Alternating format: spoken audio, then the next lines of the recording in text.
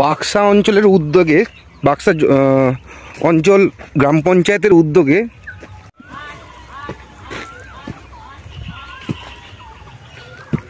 আমরা এই আমাদের সামনে চাষি ভাই আছেন, ওনাকে জিজ্ঞেস করছি এই কাজটি করার ফলে কেমন ওনারা উপকৃত হলেন।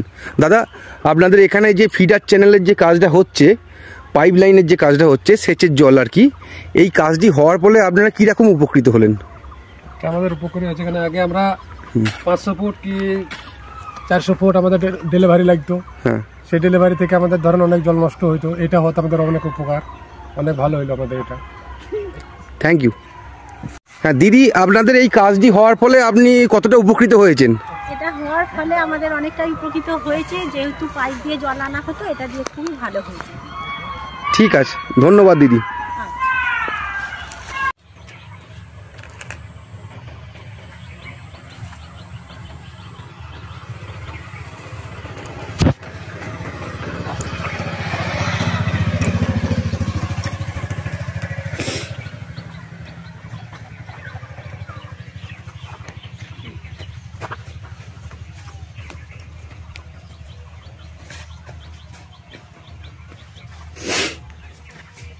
কুশোডাঙ্গা এগ্রিকালচার মাঠে 15 ফিন্যান্সের টাকায় একটা construction of feeder channel pipe লাইনের কাজ করা হইল।